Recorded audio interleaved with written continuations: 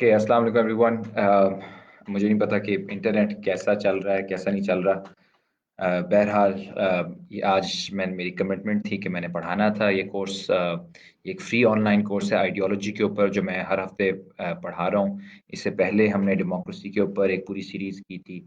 इस बार हम आइडियोलॉजी के कॉन्सेप्ट के ऊपर पढ़ रहे हैं। सो नेचुरली ये जो आज वाला जो लेक्चर है, ये ज़रा मुश्किल सर्कमस्टांसेस में हो रहा है।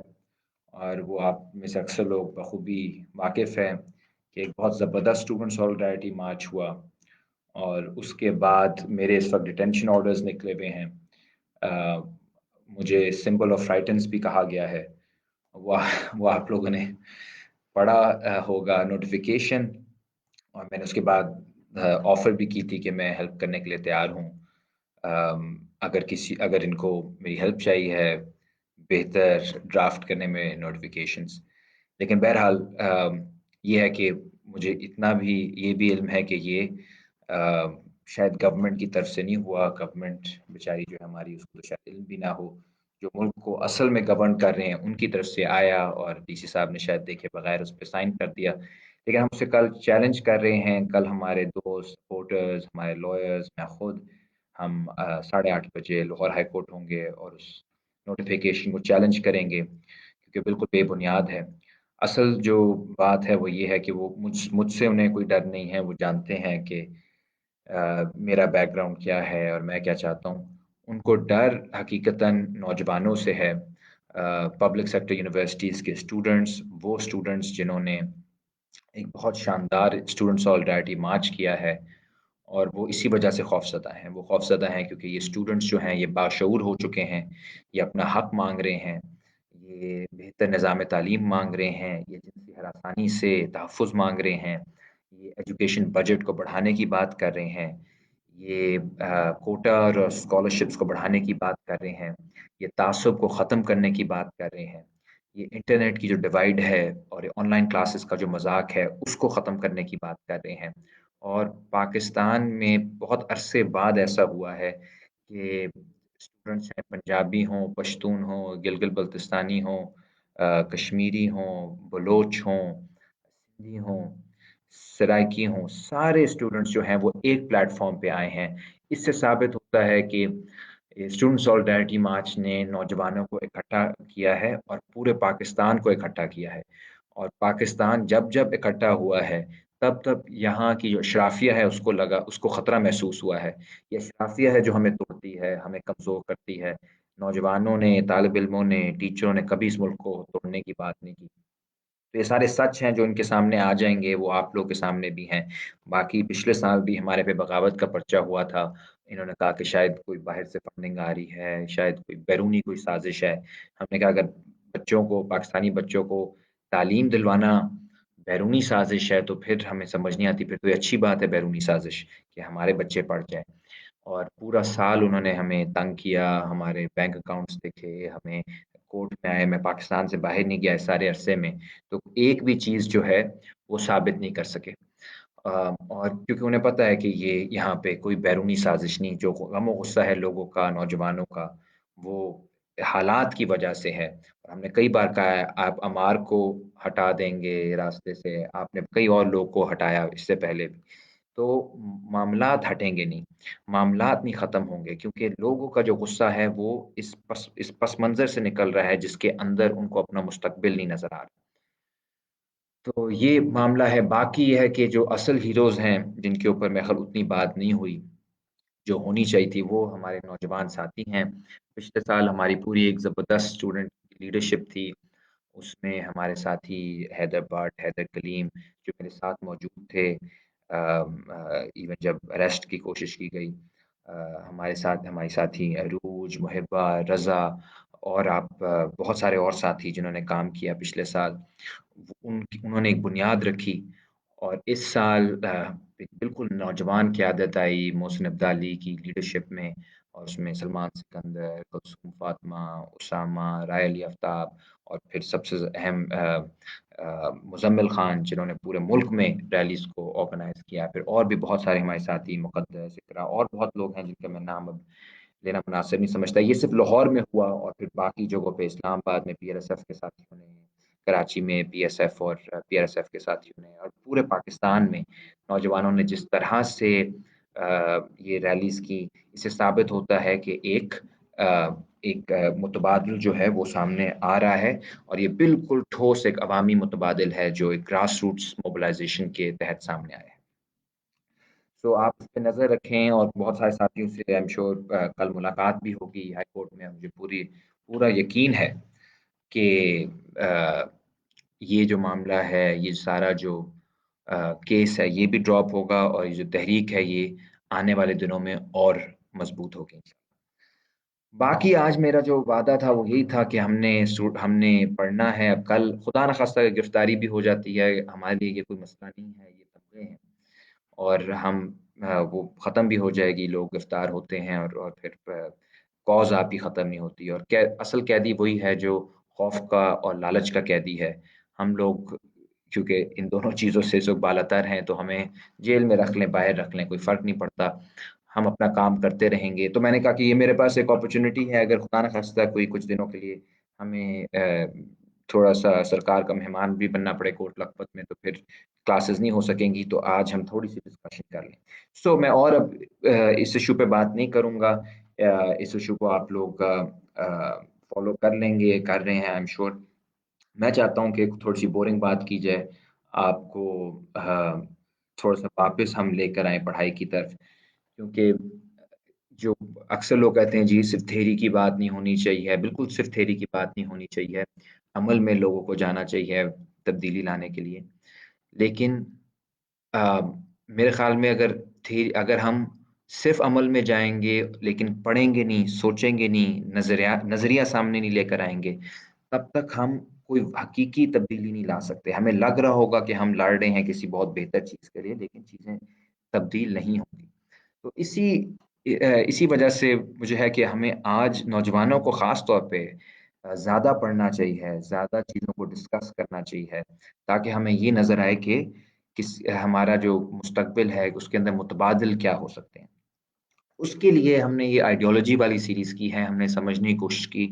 पिछले हफ़्ते हमने अल्थुसर को पढ़ा, और अल्थुसर जैसे मैंने कहा बहुत एक इन्फ्लुएंशियल फ्रेंच फिलोसोफर हैं जिन्होंने आइडियोलॉजी का कॉन्सेप्ट दिया, और आइडियोलॉजी उनके नज़दीक ये नहीं था कि जो हमारा कोई सियासी नज़रिया क्या होता है, बल्कि रोज़मर्रा की ज़िंदगी में इंसान किस तरह से अ, अपने जो अमल है उसको जस्टिफ़ाई करता है। और उसमें उनकी जो एक बुनियादी बात थी आपको याद होगा, उसमें ये था कि जो रियासती इदारे हैं, नज़रियाती इदारे जिन्हें वो कहता है आइडियोलॉजिकल स्टेट एपरेटसेस, उसमें चर्च, स्कूल, हमारे यहाँ मस्जिद भी, फैमिली, मीडिया, ट्रेड यूनियन, ये सारी की सारी वो कहता है कि वो इदारे हैं जिनको रियासत एक तरह से इस्तेमाल करती है हमें हमें ये बावर कराने में कि जो कुछ हो रहा है वो हमारी बेहतरी के लिए है।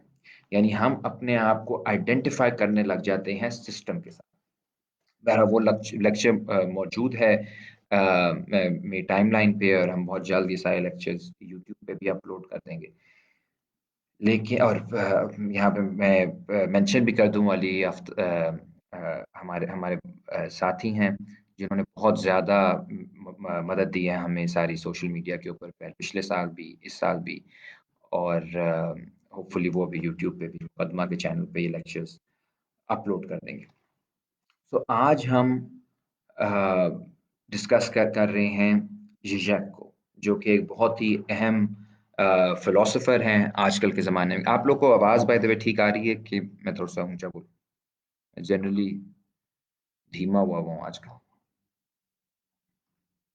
मैं अगर ज़्यादा ऊँचा-ऊँचा बोलूँगा तो आप लोग को लगेगा कि मैं सिंबल ऑफ फ्राइटेंस हूँ और आप लोग को डराना चाह रहा हूँ। तो मेरा बिल्कुल भी मकसद नहीं है, ना किसी को अ, फ्राइटेंस करना, ना उन्होंने कहा था मैं पब्लिक को हैरेसमेंट कर रहा हूँ, तो दोनों चीज़ें जो है मेरा मकसद नहीं है, तो इसलिए मैं okay lovely so I assume कि आप लोग को आवाज़ आ रही है। Great, thank you. So Zizek जो हैं वो एक बहुत इम्पोर्टेंट इस वक़्त फ़िलॉसफ़र कंसिडर होते हैं मार्क्सिज्म के अंदर भी पोस्ट मार्क्सिज्म जिसे कहा जाता है, यानी एक पूरा जो जो मार्क्सिज्म का क्राइसिस आया, उसकी बुनियाद ये थी कि जो जो सोशलिस्ट ममालिक थे, उनके अंदर जिस तरह से जबर के किस्से सामने आए और जिस तरह से वहाँ पे फिर पूरा निज़ाम टूटा, उसके बाद सारी दुनिया ने कहा कि यार सोशलिज़्म अब ख़त्म हो चुका है, इस पूरे कॉन्सेप्ट की अब कोई रेलेवेंस नहीं रही। तो अब हमें कोई नई आइडियोलॉजी हमें हमारा मसला 20वीं सदी का था कि हम सारे के सारे नज़रियात के अंदर फँसे हुए थे, आइडियोलॉजीज़ के अंदर फँसे हुए थे। और आइडियोलॉजीज़ की वजह से हमने लोगों को बहुत दुनिया को नुकसान पहुँचाया। अब हमें एक पोस्ट आइडियोलॉजिकल दुनिया चाहिए, एक ऐसी दुनिया जिसमें हम आइडियोलॉजी से बाहर हैं।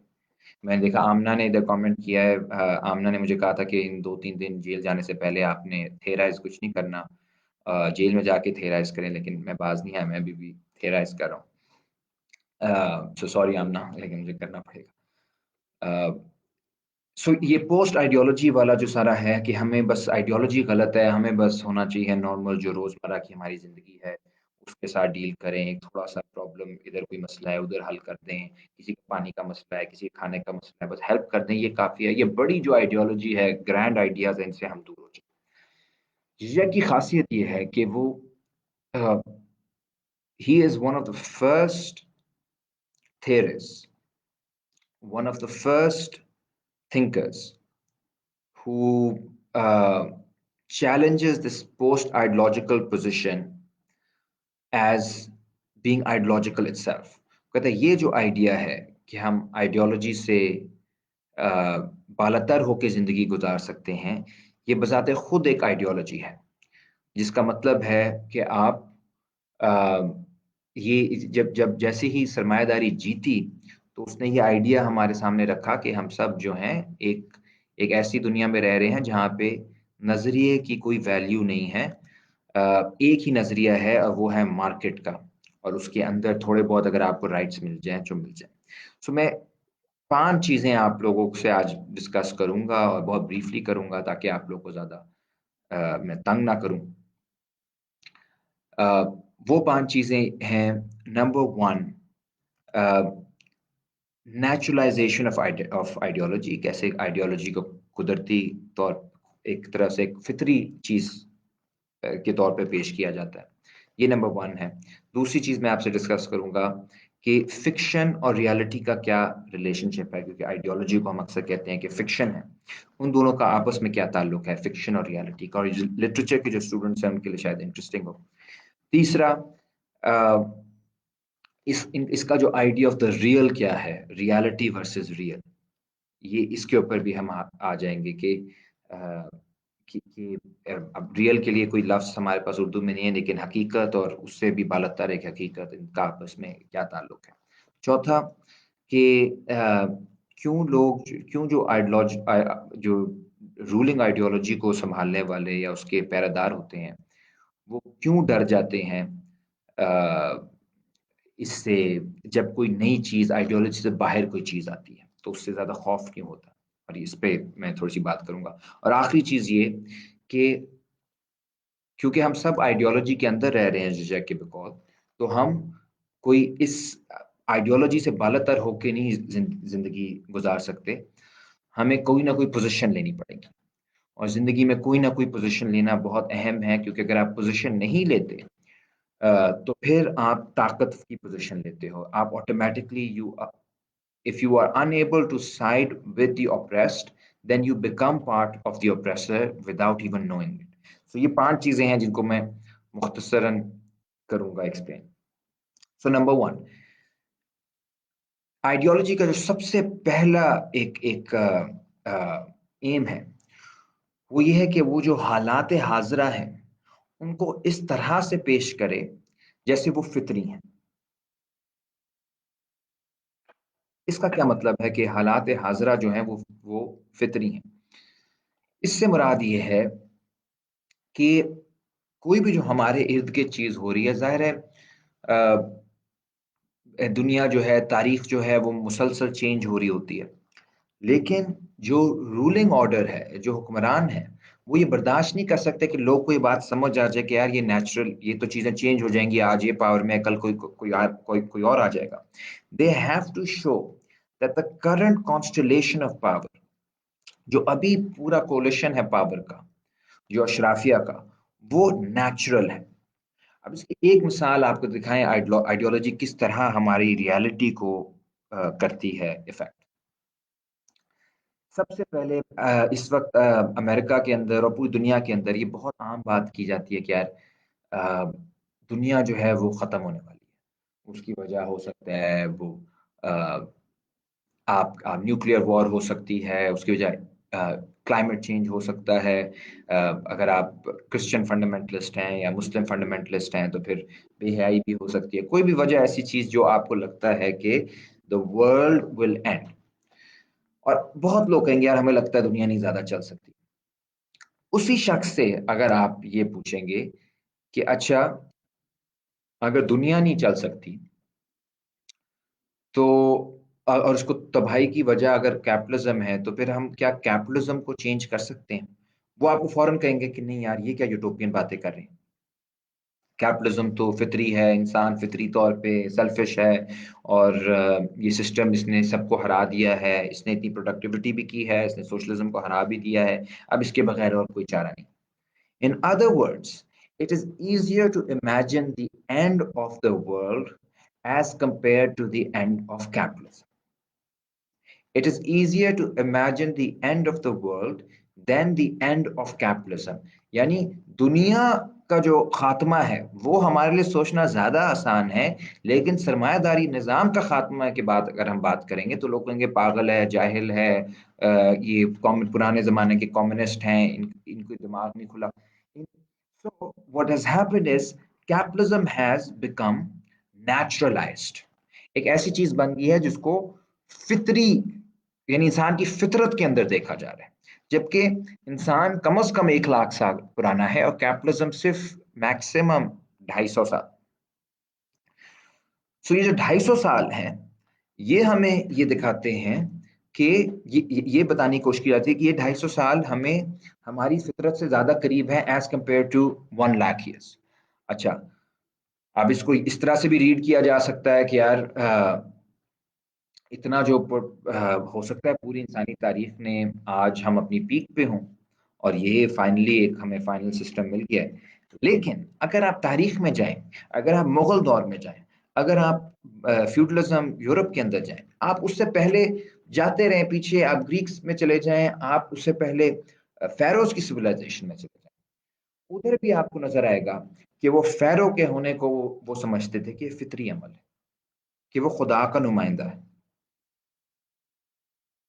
So there's nothing new. It is the role of ideology to justify power, to naturalize it, to make it appear as something eternal, as something beyond time. वक्त, वो कोशिश होती है कि वक्त के अंदर कैद ना होने दें किसी सिस्टम को। आइडियोलॉजी कोशिश है कि उस सिस्टम को एक तरह से इटर्नलाइज कर दे कि ये हमेशा रहेगा, क्योंकि ये फितरत के करीब है। ये हर आइडियोलॉजी की ये कोशिश होती है, हर सिस्टम के साथ जो जुड़ी होती है।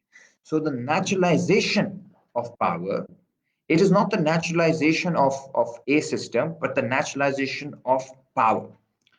और उसकी वजह से क्या होता है, जिस तरह हमने कहा कि आप दुनिया का खात्मा देख सकते हो और कैपिटलिज्म का खात्मा नहीं देख सकते। Ideology decides what you can see and what you can not see. It determines what you can imagine and what you cannot imagine. आप क्या सोच सकते हो, आपके तसव्वुरात क्या हो सकते हैं, क्या नहीं, ये भी आइडियोलॉजी डिटरमिन करती है। सो हम जब डिमांड्स करते हैं तो हमारी डिमांड्स जो हैं या जो हमारे अपने आप से एक्सपेक्टेशंस हैं, या एक, और ये एवरीडे में भी आप देख सकते हैं, एवरीडे में हमारी एक्सपेक्टेशन गुड लाइफ की क्या है कि हम बहुत ज़्यादा पढ़ेंगे, हमारी अंग्रेज़ी बहुत अच्छी हो जाएगी, बहुत आगे हम तैयारी करेंगे, सीएसएस करेंगे, फिर हम एक दिन डीसी लाहौर बनेंगे, फिर हम एक डिटेंशन ऑर्डर निकालेंगे जिसमें हम किसी को, प्रोफेसर को कहेंगे कि सिंबल ऑफ फ्राइटन्स हैं, और फिर हम बहुत उसमें फख्र महसूस करेंगे। अब ये जो रियलिटी है, ये ज़रूरी नहीं है कि ये कोई अटल हकीकत है। لیکن یہ بہت سارے لوگوں کے لیے اٹل حقیقت ہے. یہ اس سسٹم کی اٹل حقیقت ہے کہ ان کو جو خواہش وہ دل ہے وہ یہی کچھ بننے کی ہے. جبکہ لیٹ سے آپ اسیوم کر سکتے ہو کوئی اور بھی خواہش ہو سکتی ہے کہ آپ انسانوں کی خدمت کرو گے، آپ ملک کی بہتری کے لیے بات کرو گے، آپ ڈسینٹ کرو گے، یعنی کچھ بھی سائنٹسٹ بنو گے یا بڑے فلاسفر بنو گے. But the fact that ideology tries to limit what you can see and what you cannot see, what you even desire and what you don't desire. اب کوئی بھی اگر مثال کے طور پہ اکثر یہ ہماری فیمیل اسٹوڈنٹس کے ساتھ خاص طور پہ ہوتا ہے کہ اگر کوئی اسٹوڈنٹ ہے وہ چاہتی ہے کہ میں پڑھنا چاہتی ہوں، ابھی شادی نہیں کرنا چاہتی. سو اکثر آپ دیکھیں فیملی کی آئیڈیالوجی جو ہمارے یہاں ابھی تک سے ہے بہت حد تک اس میں ہے کہ ان نیچرل ہے کہ اب آپ 25 سال کی اور آپ کی شادی نہیں ہوئی تھی، لوگ کیا کہیں گے، دنیا کیا کہے گی. سو اب ظاہر ہے 25 سال 30 35 40 سال کی بھی آپ کو دنیا میں جگہ پہ پوری زندگی بھی نہ شادی کرنے والی عورتیں بھی ملتی ہیں، اور اب تک سائنس یہی پروف کرتی ہے کہ آپ زندہ رہ سکتے ہو اس کے بغیر بھی. لیکن آئیڈیالوجی آپ کو یہ کہے گی کہ دس از ان نیچرل. اور یہ چیز جو ہے یہ پھر بہت سارے لوگ کے خواب جو ہیں اس کی وجہ سے ختم ہو جاتے ہیں. بہت سارے لوگ میرے اسٹوڈنٹس کچھ ایسے ہیں جو لٹریچر کرنا چاہتے تھے، جو پڑھنا چاہتے تھے، جو باہر جانا چاہتے تھے، لیکن ان کو کبھی CSS کی طرف، کبھی اپنے فیملی کے بزنس میں، کبھی کہیں نہ کہیں ایڈجسٹ ہونا پڑا. Because the dominant ideology was that you have to participate in a certain way in society, and in other ways you are a failure. So what is success and what is failure is also determined by ideology. So I guess یہ پہلا point ہمارا clear ہو گیا. Second point, reality جو ہے is there a difference between reality and ideology? In other sense, so اگر ہم یہ ایک کلاسیکل بات ہوتی ہے ideology is fiction کہ ہمیں جو چیز جھوٹی سٹوری سنائی جا رہی ہے. اب سوال یہ ہے کہ کیا جھوٹی سٹوری جو ہے وہ امپورٹنٹ نہیں ہے؟ کیا وہ ریالٹی سے واقعی ڈفرینٹ ہے، یا کیا ہر ریالٹی کو کوئی نہ کوئی فکشن کی ضرورت ہوتی ہے؟ اور یہاں پہ آپ آ جائیں ذرا واپس فکشن کی آئیڈیا پہ. میں اکثر اپنی کلاس میں بھی ایک ایگزامپل دیتا تھا کہ آپ اگر جائیں خدا نخواستہ آپ بائک پہ رات میں جا رہے ہیں اور آپ کو روک لیا ہے پولیس والوں نے، اور وہ اب آپ کو انہوں نے روک کے پوچھا ہے کہ آپ کو ڈانٹا، آپ سے کوئی آپ کو پتا ہے کوئی نہ کوئی چیز وہ نکال لیتے ہیں اگر آپ کی لائٹ نہیں چل رہی یا لائسنس کا مسئلہ ہے جو بھی. بہرحال وہ اب آپ کو ڈانٹیں گے کہ شرم نہیں آتی ہے، آپ لا توڑ رہے ہیں، یہ کر رہے ہیں، وہ کریں. اب آپ آگے سے کہو گے کہ جی غلط، آئی ایم سوری، غلط ہو گیا، سوری، ایکسکیوز کر دیں. یہ اگر آپ آپ کو گیم کھیلنی آتی تو وہ آپ کو کہیں گے کہ آپ زندگی، آپ کسی کی لائف کر سکتے ہو خطرے میں، پڑھے لکھے ہو، آپ کو یہ کر رہے ہو، آپ اس طرح چل رہے ہو تو کیا بنے گا، باقی لوگوں کو کیا بنے گا، اور آپ کو تو اس کی تو سزا اتنی ہے، جیل ہے، یہ ہے، وہ ہے، تو آپ کو کیا ایسا رہنے دیں، کوئی کر لیں، آپ بڑے بھائی ہیں. اگر آپ بتائیں کوئی آپ بھابھی کے لیے کچھ لے جائیں، بچوں کے لیے مٹھائی لے جائیں، یہ وہ، پلیز آپ مدد سن لیں ہماری بات. وہ آپ کو پھر ڈانٹے گا، آپ پھر اس طرح کرو گے، اور ہو سکتا ہے ایسا کرتے کرتے وہ کہہ دے چلے میں اس دفعہ آپ کو چھوڑ رہا ہوں، اور آپ انہیں جو بھی آج کل ریٹ ہے مجھے نہیں پتا 500 1000 دے دیں. یہ میں نے صرف چیزیں سنی ہوئی ہیں، یہ میں نے کیا نہیں. سو بائی دا وے آواز ابھی بھی آ رہی ہے؟ اینی وے، سو یہ کچھ ہوا. اس کے بعد آپ چلے جاتے ہو. نا what has happened in all of this is that you are basically acting out a fantasy. ان کو بھی معلوم ہے اور آپ کو بھی معلوم ہے کہ ایونچولی آپ نے 500 روپے دینے ہیں اسے، اور اس نے آپ سے 500 لینا ہے یا 1000 ہے، جو بھی وہ نیگوسیشن. تو وہ کیا اس کے لیے کیا لفظ ہے اصل، وہ ہے رشوت. لیکن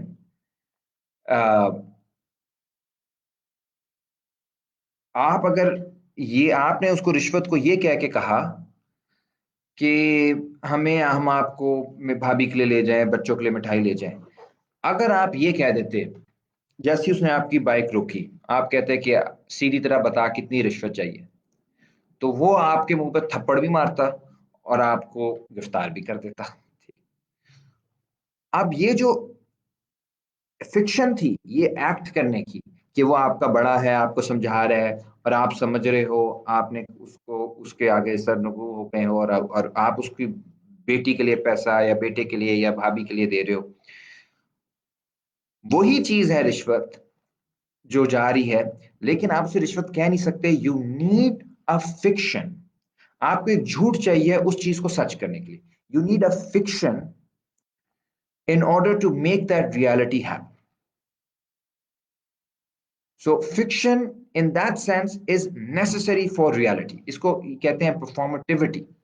آپ کو پرفارمنس چاہیے۔ شیکسپیئر یہ بڑا فیمسلی کہتا تھا کہ پوری دنیا جو ہے وہ ایک سٹیج ہے اور ہم سب اس کے اوپر کیریکٹرز ہیں۔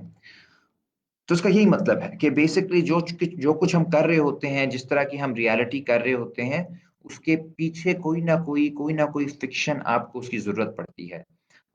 ہم جہاں جس طرح میں نے اگر آپ کو یاد ہو لاسٹ لیکچر میں ہم نے بات کی تھی کہ اگر جب ورلڈ وار ون کے اندر فوجی جا رہے تھے، انگلینڈ اور فرانس اور ادھر ادھر آپس میں لڑ رہے تھے، وہ کلیئرلی وہ جنگ تھی کس کی؟ وہ جنگ تھی ان کو جو اشرافیہ تھی انگلینڈ کی، فرانس کی، رشیا کی، جرمنی کی، وہ پیسہ کمانا چاہتے تھے، وہ لوٹ مار کرنا چاہتے تھے۔ فوج کے اندر ان کو لے کر جانا تھا غریب کے بچوں کو، ظاہر اپنے بچوں کو تو نہیں بھیج سکتے تھے۔ اب غریب کے بچوں کو اگر انہیں بھیجنا ہے تو اگر وہ یہ کہہ کے بھیجیں کہ دیکھو یار میں نے پیسے کمانے ہیں اور میں نے پراپرٹی زیادہ بنانی ہے اور میں نے اپنا فرٹیلائزر کی بھی میری کمپنی ہے، میرے بینکس بھی ہیں، میری اور بھی چیزیں ہیں، اس کے لیے اب آپ نے جا کے اپنی جان دے دو۔ بائی دا وے میں یہ پاکستان کے حوالے سے بات نہیں کر رہا، جنرل بات کر رہا ہوں۔ تو پھر تو لوگ نہیں مانیں گے نا، لوگ کہیں گے کیوں بھائی آپ کے میں منافع کے لیے اپنی زندگی کیوں دوں؟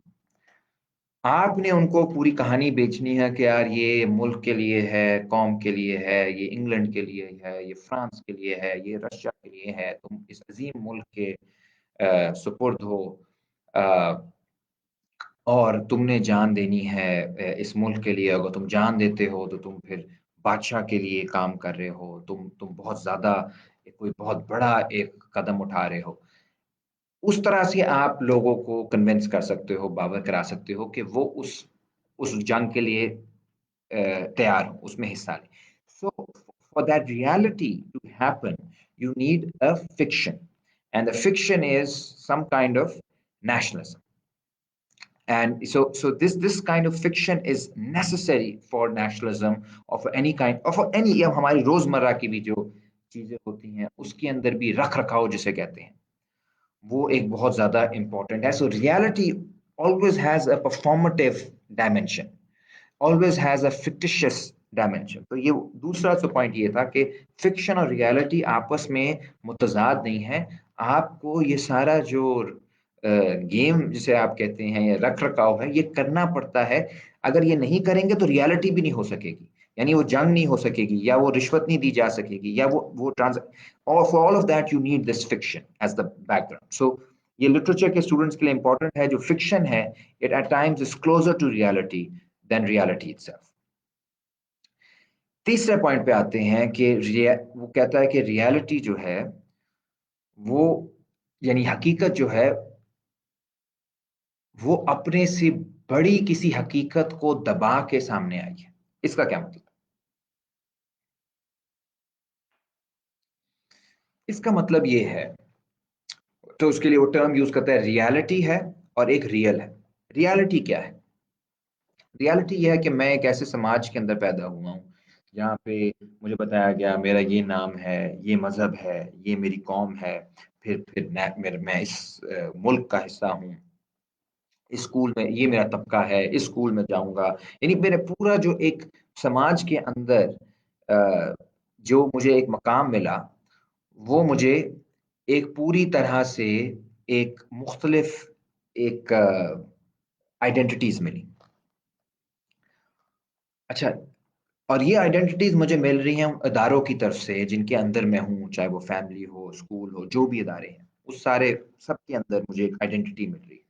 اور اسے وہ ادارے بھی کسی بڑے ادارے کے اندر کام کر رہے ہیں، اسکولز ایجوکیشن ڈپارٹمنٹ کے اندر ہے، ایجوکیشن ڈپارٹمنٹ پھر گورنمنٹ کے اندر ہے، گورنمنٹ جو ہے وہ آپ کو پتہ ہے خلائی مخلوق کے انڈر ہے. کرتے کرتے یہ سارا ایک سسٹم ہے جس کے اندر ہم رہ رہے ہیں.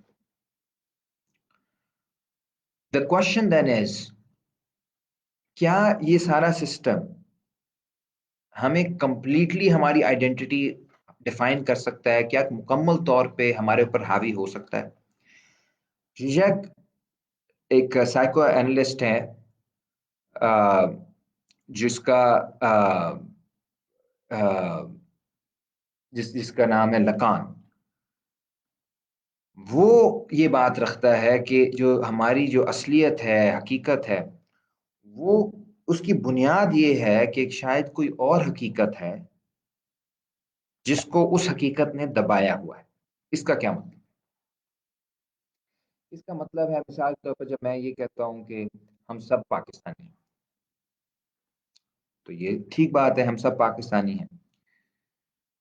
اگر آپ یہ کہہ دیں ساتھ کہ ہم میں کوئی فرق نہیں ہے، تو یہ آپ کس چیز کو دبا رہے ہیں؟ آپ دو تین چیزوں کو دبا رہے ہیں. مثال کے طور پہ ایک پاکستانی ہے جو ظاہر ایلیٹ جگہوں پہ رہ رہا ہے، ایک پاکستانی ہے جو کچی بادی میں رہ رہا ہے، ایک پاکستانی ہے جو کسی فیکٹری کا مالک ہے جو اربوں خربوں بنا رہا ہے، ایک وہ ہے جس طرح ابراہیم فائبر کے ہمارے دوست ہیں فیصل آباد کے، وہ ورکر ہیں جنہوں نے 20-25 25 سال کام کیا ادھر اور اس کو نکال پھینک دیا گیا. یعنی ایک طرح سے استعمال، انہوں نے کسی اور کے لیے کام کیا، کسی کے محل بنوائے اور پھر مشکل وقت میں انہیں نکال دیا.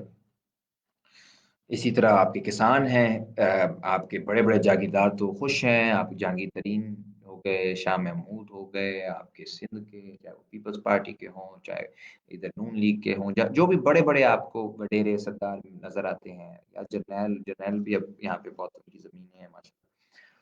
تو وہ سارے کے سارے تو ٹھیک ہیں، لیکن جب کوئی چھوٹا کسان نکلتا ہے تو اس پہ آپ لاٹھی چارج کرتے ہو، آپ اس پہ کیمیکل پانی مارتے ہو. وہ یہاں آپ نے دیکھا لاہور میں شہید ہو گیا کسان. سو وہاں پہ بھی آپ کو نظر آتا ہے کہ برابر نہیں ہے، طبقاتی بنیادوں کے اوپر فرق ہے، تفریق ہے. اسی طرح آپ آگے دیکھ لیں، آپ پنجابی میں اور سرائکی میں اور پشتون میں اور بلوچ میں اور سندھی میں اور گلگتی میں اور کشمیر، اس میں بھی تفریق ہے. پھر مرد اور عورت میں بھی تفریق ہے. ان کو بھی جو فیمیل ہماری اسٹوڈنٹس ہیں ان کے لیے زیادہ مشکل ہے آگے نکلنا. ان کو بہت زیادہ رکاوٹیں ملتی ہیں، بہت زیادہ انہیں فیس کرنا پڑتا ہے مشکلات. So what I'm trying to say is، جب آپ کہتے ہو کہ ہم سب ایک ہیں، تو آپ کسی نہ یہ آپ حقیقت بنا رہے ہو، لیکن کسی اور حقیقت کو دبا کے اس حقیقت کو بنا رہے ہو. وہ حقیقت جو کہ یہ شو کرتی ہے کہ لوگوں میں ڈویژن ہے، لوگ تقسیم ہے، معاشرہ تقسیم ہے، معاشرے کے اندر ایک غصہ ہے، ایک بہت زیادہ استحصال ہے، جو پوری استحصال کی ایک تاریخ ہے، استحصال کی ایک حقیقت ہے. اس کو دبا کے آپ کہتے ہو ہم سب ایک ہیں، سب مسلمان ایک ہیں. وہ ادھر مودی نے کیا کیا ہے، سب ہندو ایک ہو گئے. اب سارے ہندو ایک ہو گئے، اس کا کیا مطلب ہوا؟ اس کا سیدھا سیدھا مطلب ہوا کہ یہ آپ چھوڑ دیں کہ غریب امیر کون ہے اور شودر کون ہے اور کیا کیا ہوا ہے انڈیا کے اندر غریبوں کے ساتھ. آپ سیدھی طرح کریں، آپ سب ہندو ہیں، دوسری طرف مسلمان ہیں، اس سے آپ جو ہے الیکشن بھی جیت جائیں گے اور آپ کی طاقت بھی بڑھ جائے گی. سو دس all reality is based on the suppression of a real. ساری حقیقت کسی ایک بڑی حقیقت کے اوپر بنے ہوتے ہیں، اور وہاں یہاں پہ وہ مارکس کو بھی سامنے لے کر آتے ہیں اور کہتا ہے کہ مارکس کے کہنے کا یہی مطلب تھا کہ جب وہ کہتا ہے کہ کلاس سٹرگل ریالٹی ہے، اس کا یہ مطلب نہیں ہے کہ اس کے باہر کوئی ریالٹی نہیں. اس کا مطلب یہ ہے کہ جو ہماری روزمرہ کی زندگی ہے، جس میں ہم خرید و فروخت کر رہے ہیں، ہم हम पार्टिसिपेट कर रहे हैं, पढ़ा रहे हैं, अपनी मेहनत बेच रहे हैं। हम उसमें अक्सर औक़ात भूल जाते हैं कि जो बुनियादी तौर पे इस माशरे के अंदर एक स्प्लिट है, वो उन लोगों के दरमियान है जो हाकिम हैं और महकूम हैं। ये एक न्यूट्रल स्पेस नहीं है जिसमें सब बराबर हैं, आप भी अपना पॉइंट ऑफ व्यू दे दो, हम भी अपना पॉइंट ऑफ व्यू दे देते हैं, ऐसा नहीं है। पॉइंट हर बंद इसके इस सारी चीज़ों के अंदर एक तफ़रीक है, जिसको रिकॉग्नाइज़ करना बहुत अहम है। तो ये तीसरा पॉइंट हो गया। 2 और पॉइंट्स हैं फिर विल एंड इट। चौथा है कि कोई भी जो फ़िक्शन है इस तरह की, यानी कोई भी आइडियोलॉजी जो है, ऐसे ज़रूर एलिमेंट होते हैं, कोई न कोई ऐसे अवामिल आपको ज़रूर मिलते हैं, जो कि उस पूरे आइडियोलॉजी से मुराद इधर फिर से ये है कि जो रियासती नज़रिया है या हावी नज़रिया है